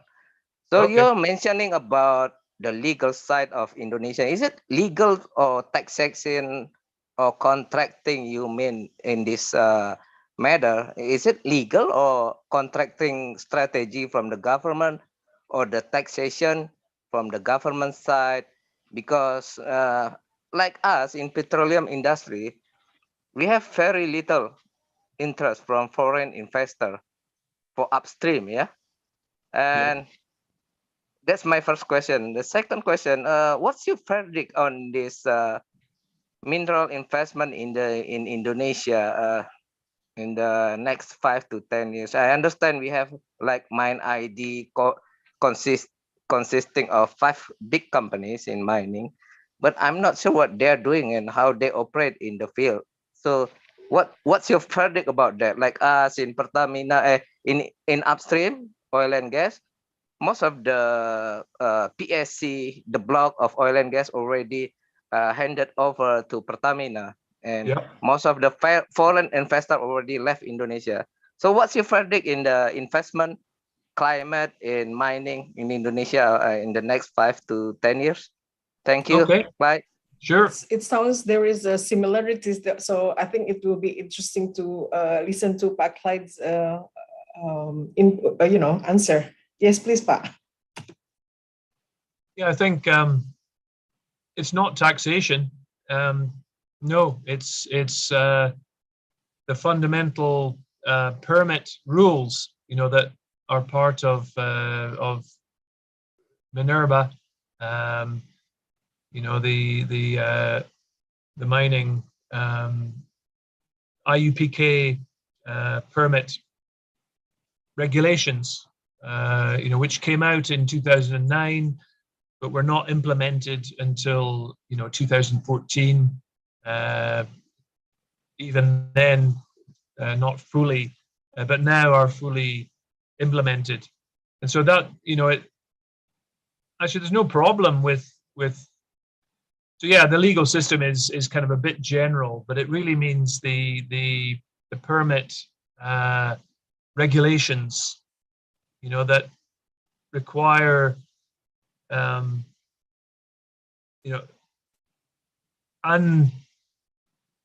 only fully processed minerals or metals can be exported. So, for example, Freeport in the past, continues now to produce concentrate with maybe 25% copper, and they would in the past would send some of that to smelters overseas in Korea, in Japan, in China, but Minerva does not allow that, and that's why right now Freeport's building a very large smelter in Gresik in East Java, which will take all of the mineral concentrate that's produced here in Papua. It will be shipped to Gresik. Unfortunately, that smelter is very expensive. It's over $3 billion, and it does not make much money, if any.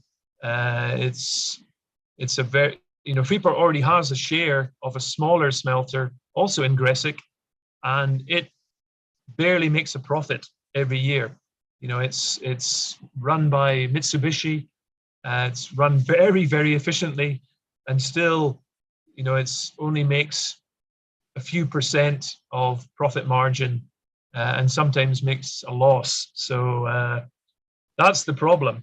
Also, within 10 years of going into production of any metal mine, companies must divest a majority share, 51% or more, to an Indonesian company, which Freeport has done. They've Mind ID has 51% of PTFI. So those are the key legal negative. Obviously, if you explore, you hope to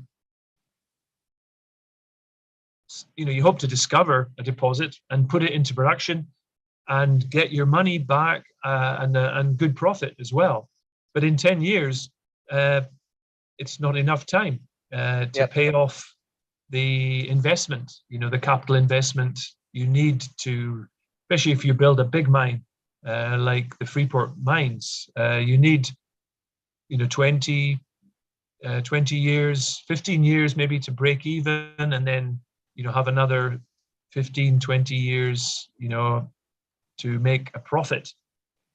So yeah, that's the problem. And now for the future, unfortunately, if the regulations don't change, then there will be no change in, just like in oil, there will be certainly no new foreign investment in mining or in exploration in Indonesia, unfortunately. I think in oil, the issue is partly regulation, but also partly potential. You know, I think companies maybe are not so positive, foreign companies are not so positive about potential in Indonesia, you know, for new oil and gas deposits. I could be wrong, you know, I'm not an expert. No, you're right. You are right. We are moving to the more challenging sedimentary basins actually in petroleum. You're right. Right. But in minerals, that's not true. In minerals, Indonesia's potential is still very high. Yeah, certainly in my opinion, but also, you know, in everyone I talk to believes that, you know, Indonesia's, well, as I say, it used to be #1 in the mineral potential estimates, you know, of all mining companies in the world. You know, they look at Indonesia and they see a few, you know, good deposits in production, but they see the size of Indonesia and they can see the geology, you know, is positive, you know, almost throughout all of Indonesia. You know, the fact that this is the you know, the rim of fire, you know, the plate margin, tectonic plate margin, you know, just running close to Indonesia is fantastically positive, you know, for, especially for copper and gold, but other metals also. And so, you know, the belief is there has not been systematic exploration done, especially using modern techniques, geophysical and other techniques. So that I think that for the minerals industry, the potential is still very high. It's just the regulations that need to be improved, which would, you know, which would attract a lot of investment. So I think, yeah, the minerals is in a better situation than oil and gas. Also, oil and gas, you know, we know because of global warming, people are not happy to invest in carbon tax. Yeah, they're anti-carbon now, you know, so difficult to get funding. You know, whereas metals, you know, you want to have an electric car, you need a lot of copper, as well as nickel and cobalt, you know, for the batteries. So Indonesia's perfectly placed, you know, for the future low carbon economy. And so, you know, I really feel like it's a fantastic opportunity for this country to you know, agree. to change their regulation, you know, enough to allow the exploitation of these vital metals, you know, which Indonesia itself needs, you know, to move ahead. So, you know, the future potentially is very positive. It's in the government's hands, you know, to and I believe they're, I mean,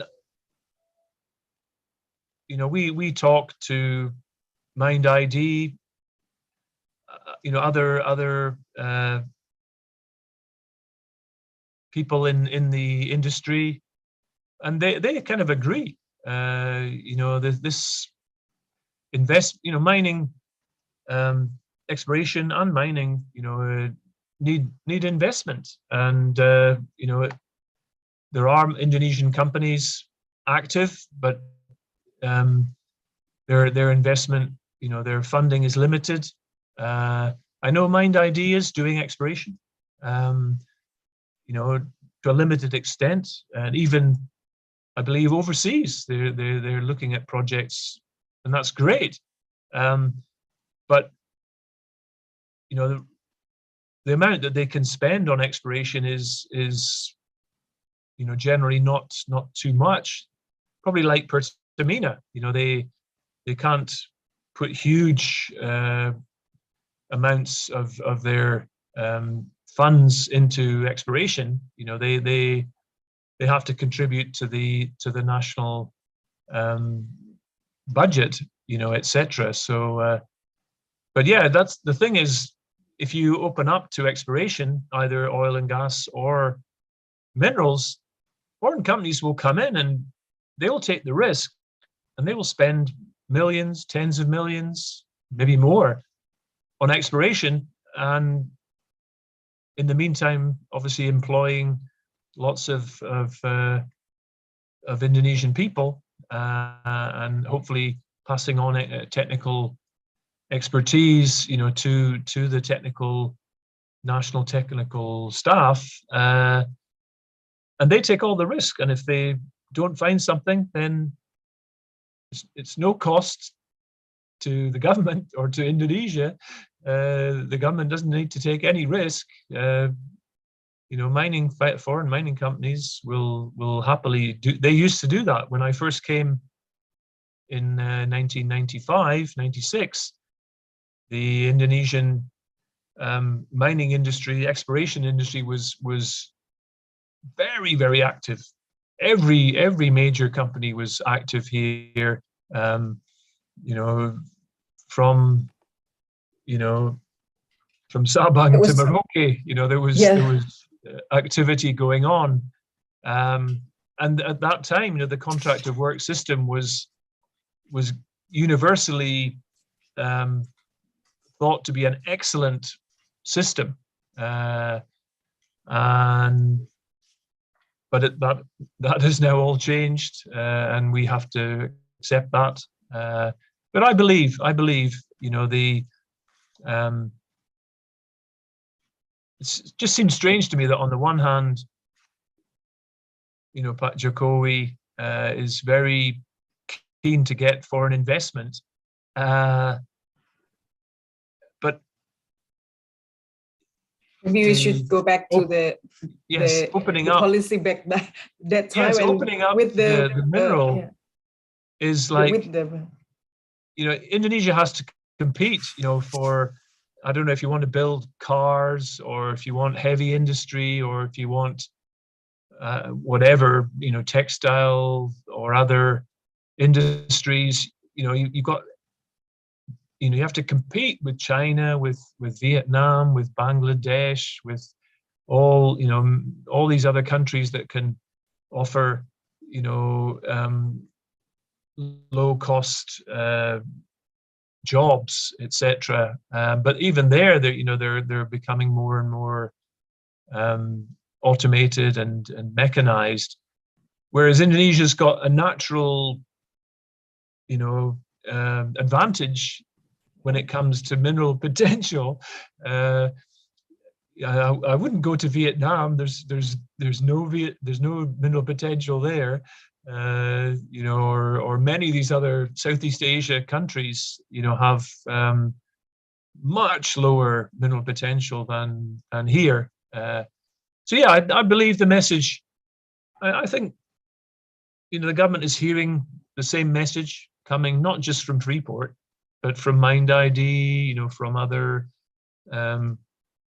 Indonesian mining companies.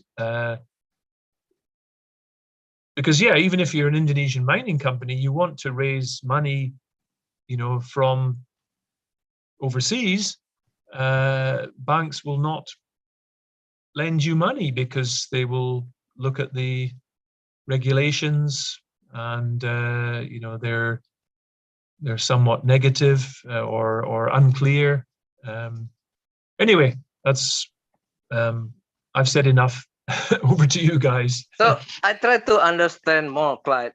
So basically, is it the risk in the mining metals, mining minerals, or whatever it is in Indonesia, mostly in mining? Yeah, is it solely because the legal side? Because I'm very general. I only have a general understanding in mining industry, because what I got impression that like our president just want to make this come. Hey, investor, come here. You explore Indonesia and you bring money. You invest also in the downstream side. So I think I would say if I'm a foreign investor, I will think like this. If I'm foreign investor, I want to bring money to Indonesia.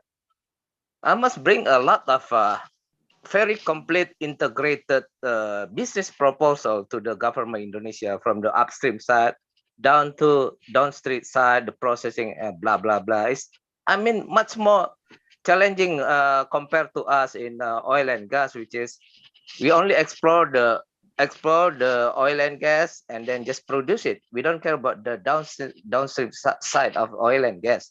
Is it some solely because of the legal risk, or also I got impression there are many risks in the investment, the amount of money that I need to splash on the in the investment in Indonesia? I'm not sure, just thinking out loud if I'm right or something like that. Yep.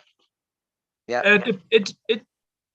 You don't, I mean, junior exploration companies, you know, they will not spend a lot of money, and they're not thinking about downstream either. You know, they raise money on the stock market, you know, on the, especially on the Australian or Canadian stock markets, you know, where there's lots of you know, mining investors, and they will spend a little money, but the potential is, if they find something, probably they will be bought out by a major. So that, you know, that's the way. It's actually the best way to do exploration, is to say, okay, you junior companies, you know, go ahead, but many junior companies, so that they cover. That's the thing, you know, oil and gas, to drill an oil and gas well, especially offshore, that's expensive. That's really expensive. So actually mining, the exploration side, is not expensive.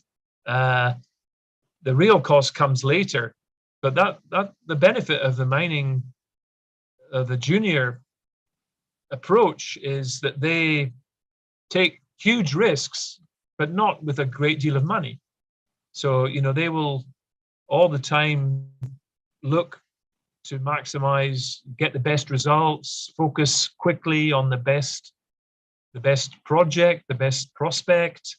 So yeah, they're quite different industries. You're right, you know, if you drill a successful exploration well, you know, you can start production, you know, from that same well, you know, even very quickly. But you've spent a lot of money to get, you know, to complete that well. So whereas the mining, no, the exploration side is not expensive, but the mining side is expensive.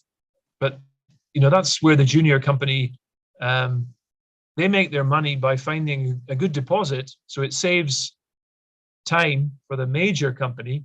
So they can just say, oh, I like your deposit, you found one, great, I buy you. And then the major will put it into production. But right now, the junior companies, they know that even if they find something, the majors will say, oh, this is Indonesia. The regulations are negative. You know, I'm not going to buy your deposits because I cannot exploit it and make money. You know, within 10 years, I will have to sell off majority share to an Indonesian partner, and I will have to build a smelter if I'm producing base metals. So the juniors, because the juniors know that, they're not exploring. It's kind of, you know, we call that catch-22. You know, they won't do this because they won't do that, and the only thing that can change the equation is the regulation. So it is those regulations are you know, the number one you know, negative reason, you know, for lack of activity, you know, lack of foreign investment here in exploration. And you know, if exploration is, if there's no exploration, there will be no new mining. You know, you have to find, of course, the deposit before you can mine it. So it just stops everything, unfortunately. Similar with the oil and gas, of course. And well, with that, sorry to interrupt Pak Clyde and others in this forum. We should take photo. That's our tradition for the documentation first. Maybe for those who have off camera, can you please turn it on? And after take photo, would you mind please, Pak Clyde, giving the closing statement, and then you know, like it's a very interesting and you know, like a very important discussion on the industry, but unfortunately we have limited time, and maybe we should have another session to discuss furthermore, or we can you know, for those of you who wants to continue a little bit more, because I know in Timika it's already what, 8 o'clock or No. past We 8? need 3 more hours to discuss about this. Yeah, no problem. Joking. Yeah. Hang on. Another time. Maybe we just have the documentation first, and then let Pak Clyde have a closing, and then Clyde, it's very interesting. I think we need Yeah. more talk about this, more session about this, because it's the future is. I think it's a good one. Good conversation with you. Thank you, Clyde. Oh, my pleasure. You know, I would love to see Indonesia, the exploration mining industry, move ahead, you know, be a bit like it used to be, you know, 30 years ago. But it can happen. It's in the hands of government. So who knows? We stay positive. That's the key. Yeah. Hopefully also geologists can help the future leader to, you know, to gain and improve their understanding on how the mining and also the energy, you know, it's not on the surface. It's a lot of deep, like magma. You have to understand the process overall, the whole ecosystem. Anyway, thank you so much, Pak Clyde. And are you going to have a closing statement for us? Or Foto dulu. Oh, foto dulu, sorry. Okay, Foto Pak dulu. Ferry, silakan. I saw somebody else that I know, Mr. Made Swasta. How are you? Bali. Ada di Bali. Oh, you're lucky. I will be there soon. Pensiun, saya mau pensiun akhir tahun ini. Made masih mute, Di Made. Bali. Masih mute, Made. Itu Yan, Ria. Yan, apa kabar? Mute, Made. Halo, Clyde. Hai, Made. Oke ya, sambil foto ya. 1, 2, 3. Cheers. Ya. Terima kasih. Thanks. Terima kasih. Ya, senang bisa melihat Clyde lagi setelah 20 tahun tidak jumpa ya. Betul. Saya selalu di sini dan kamu tak tahu di mana-mana. No, I'm in Central Sulawesi, helping friends to mining a nickel. Oh, masih di Di sana, yeah, okay, good. Yeah. So I remember the first time we met in Wabu in 1996. That I remember. I think the time is you maybe a few months after you arrived in Timika at that time. That's right. In 1996, I did my thesis in Ayura at that time. Ayura, that's right. Yeah, I remember. Yeah, all those prospects.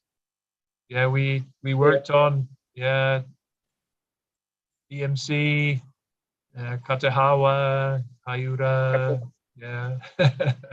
Yes, Block 3, Etna Bay. Yep. Yeah. I still believe they have potential. I still believe it could be. Maybe we didn't search enough. I always hope, we can think again and go back. Right now, security here in Papua not good. So right now, forget it. But one day, I hope we can explore again here in Papua. Still a lot of potential. Yes, I agree. I agree with you, Pak Plet. After I visiting some area from Sumatra, Halmahera, and then Timor, and everywhere I think, and also Laos. So I think we need more field work for Papua, but again, it's very, very challenging, and then it will be needs huge money. Yeah, it's true. But slowly they're building, the government building roads here, the Trans-Papua. Slowly, the infrastructure, the access is getting better. If the security can be fixed, I think in future exploration maybe not so expensive, but takes time. Yes. Yeah. One thing that I keep in my mind is that when we did sampling using helicopter, one location sort of Block 2 EMC, I found like a nickel sulfide there. Oh. Yeah, I found a nickel sulfide there in the ultramafic, and I think you still keep the data now because of when I check the data, the nickel content is about more than 0.5% nickel. I think you can check it again. Near Block 2, Block 2.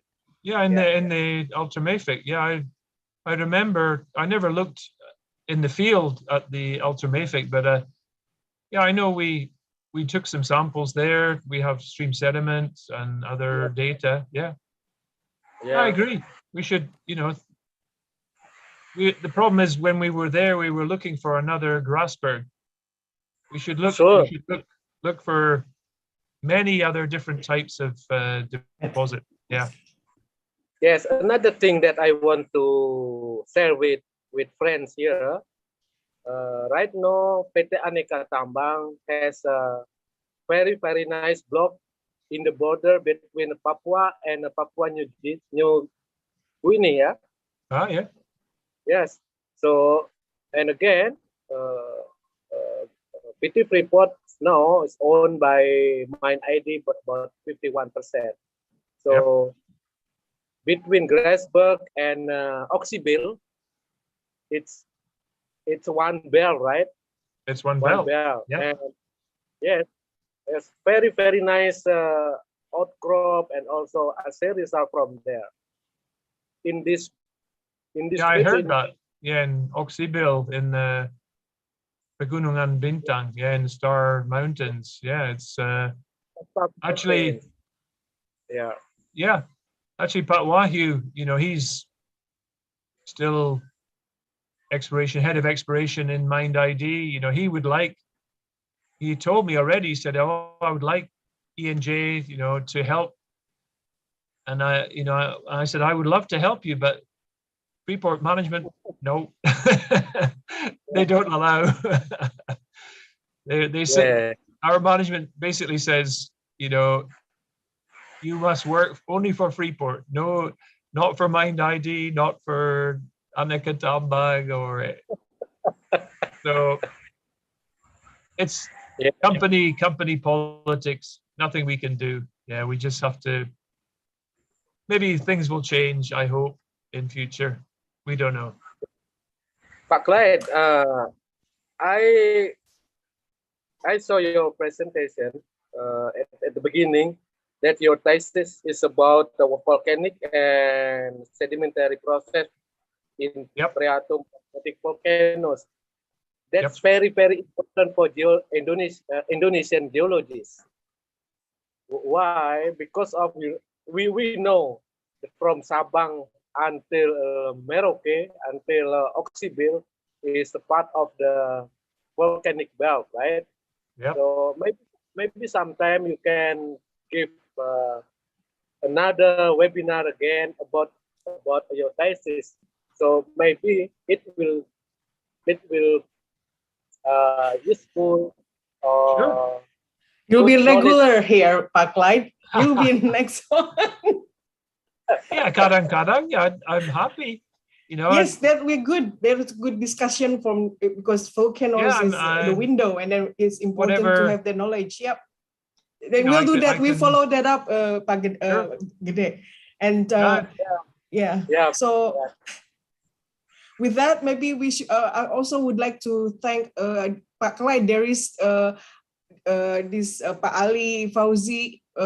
They are tuning in. I mean, he is tuning in with the other 10 geologists who is doing exploration in Central Kalimantan, exploring the gold, I believe, the gold project there. And yeah, they're keen to hear your presentation and sharing session. It's very very fruitful because like the future leader needs to listen to your experiences and learn from it. As you said, that we should never stop learning. And thank you so much for you, Pak Clyde, your time and energy. I know you're still tired from jet lag. You just arrived back. Actually, because jet lag, I feel awake now. Maybe I stay awake until maybe 2 in the morning, but then I'll be at it's not good. Tomorrow morning I'll be sleeping. That's right. So I think we should, we should end the session here, and for sure it's gonna be continue for the next one. Sorry, that's Pak Ali Fauzi turn on the camera. Maybe he wants to just say the greeting to you, I guess. Okay. Yeah. Hello, Mr. Clyde. We are from Central Kalimantan team. Would like to thank you for your sharing information about the past, present, and future mining exploration. And we would like to hear about it more, especially in Kalimantan, because we know that right now, the exploration program in Indonesia the trend is declining. So maybe from your experience as the senior geologist and your experience in exploration in many countries can help us, increasing our knowledge about the exploration in Indonesia, especially in Kalimantan. Thank you so much. Sure. No, my pleasure. Maybe I can tell you something. Actually, he's my manager, Pak Sugeng Widodo, but he's with Freeport in Phoenix.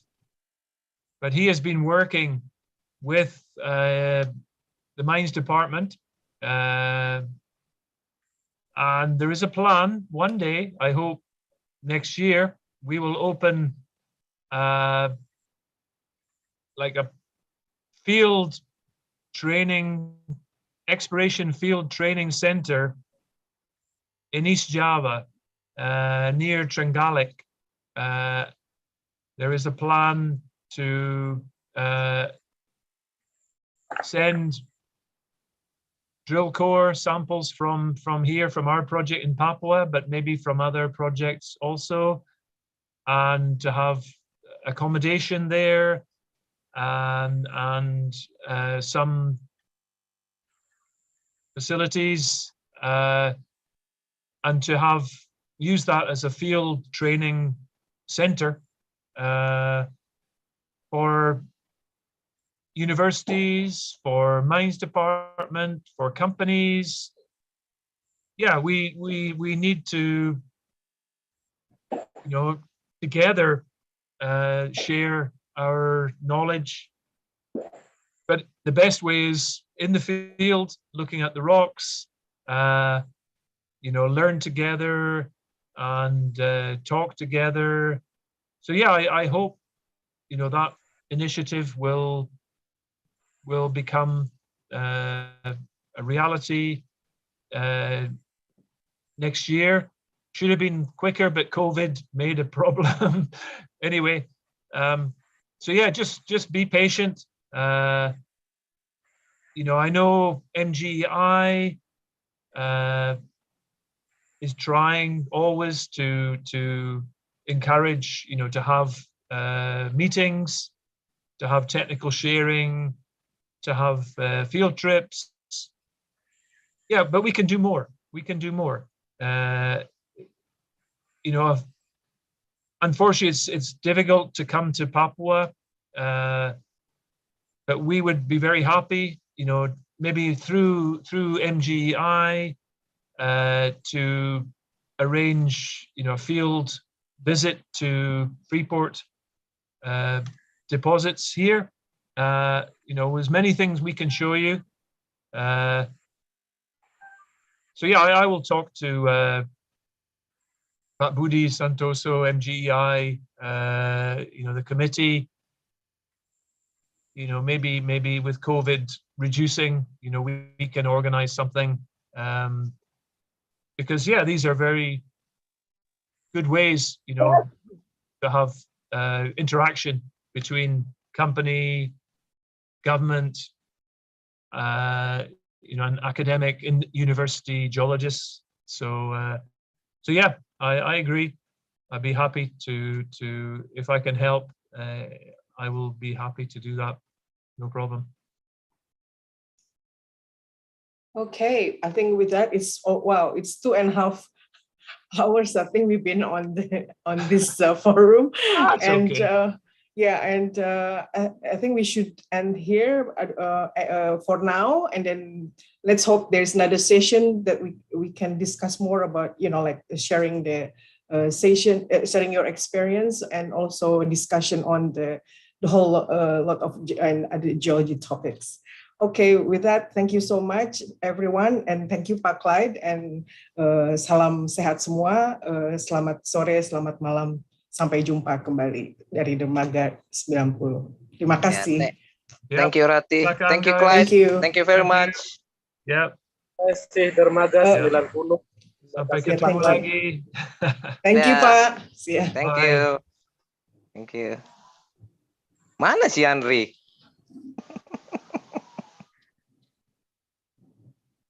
Bentar Pak. Ini dua Pak, sini Pak. Hoi. Yan. Hoi. Pak Yandri marah-marah ya? Aduh, ada Pak Yandri marah-marah ini. Baik kok Pak. Yan. Kau beraninya sama anak kecil, Yan. Mana Yandri? Mana Yandri? Sama aku kau berani ya. Pak Yandri marah-marah terus. Klik. Kau sama junior aja berani ya, Yan. Pada kau sama main gua takut. Terpaksa aku turun tangan bantu kau kan. Oi, makasih ya. Aku live dulu ya. Teger. Terima kasih. Sip. Mantap acaranya. Udah Tiger. Oke. Udah ya. Ini udah Mas Cak Bari, aku live ya. Panjang 2,5 jam. Ya. Cak Bari lagi maghrib kali ya. Oke deh, aku live dulu ya.